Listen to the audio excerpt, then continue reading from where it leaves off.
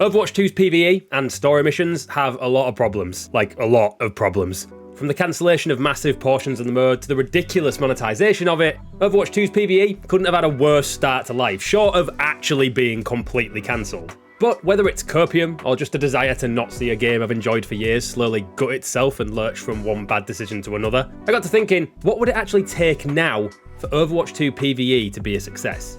Is it even possible after so much bad press around its launch? And even if it's good, can Blizzard really expect fans to buy into it after everything that's gone wrong? With a look at the new story missions coming up on June 21st, it seems like the right time to think about it. So let's kick things off with the obvious why so many expect it to fail even before it launches. The cancellation of hero missions and the removal of hero talents, and everything that came along with it, new abilities, new levels to unlock, a treasure trove of Overwatch 2 content that will never be explored by players, couldn't really have been handled any worse, could it? Short of the many Overwatch 2 PvE cancelled headlines, the fact is Blizzard took the actual justification for a second Overwatch game and gutted it to as simple a version as they were able to get away with. It could have been understandable why, given the amount of resource it was taking up, but after so many years of Overwatch 1 not getting content and then Overwatch 2 launching without it, and yet constant promises that hero missions and talents were on the way if we were patient, well, that was enough for a lot of players to write the entire PvE experience off completely. And then we get to the monetization of it, which once again has been a masterclass in not reading the room, and has ultimately probably alienated another huge section of the Overwatch 2 community to the extent that they aren't going to touch PvE with a barge pole.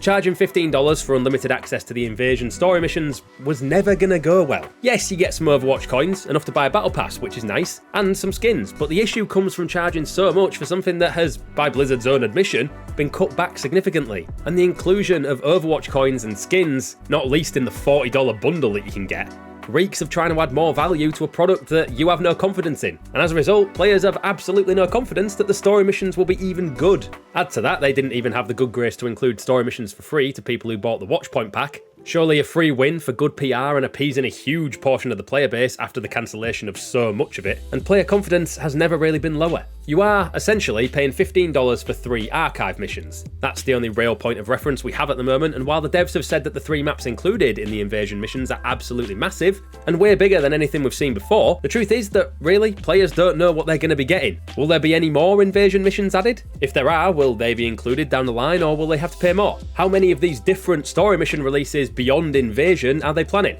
Will they all cost the same amount? We don't know, because no one at Blizzard seems to either. 4 more of these, and you've essentially paid the same amount that you would have paid for Overwatch 1. So beyond that, where's the incentive? There's so much unknown around the story missions, especially after Blizzard decided to cut back on PvE, that no one is expecting anything great from it. Which is a shame, because let's face it, archive missions were a lot of fun. And more of that is objectively a good thing, especially if they're now bigger and better than ever. So can Overwatch 2 PvE still be a success? Well, yeah, I think it can. But I also think Blizzard need to completely rethink how they're planning on rolling it out. Overwatch has an undeniably rich world and lore that players absolutely love exploring, so the story missions are set up for success in that regard. Overwatch's storytelling has always been pretty exceptional, considering it's mostly done through voice lines and references on maps and things like that. And as I've said before, the archive events have given us some fantastic stories to play through that players have been demanding more of for years. So the devs already have the building blocks for PvE story mission success, a fantastic world in which to create a story. We know the missions have been designed with new maps to explore and new cutscenes to watch that will expand what we know about the lore of Overwatch's world. And we know that the devs believe these story missions to be significantly bigger than anything Overwatch has done before, so there should be plenty of meat on the bones for players to get through. But will it be enough? Paying $15, I'd be expecting at least double figures in terms of playing hours total, but are we likely to get it? The ability to play on harder difficulties and presumably greater rewards for doing so will make it a bit more likely, but these missions need to deliver from both a story and longevity standpoint if they're ever going to convince the many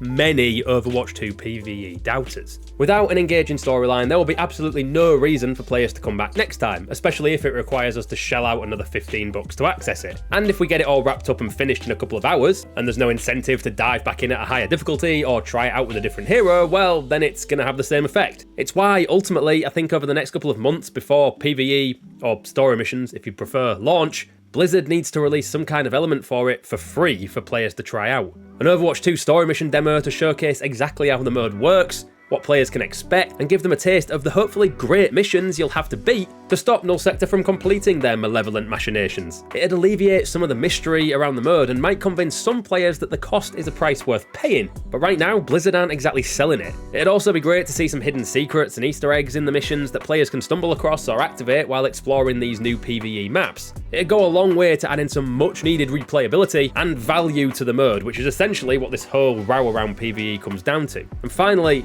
we need some clarification. Blizzard's communication around PvE has not been good, and it's time for some good old-fashioned transparency. How many story mission rollouts are being planned?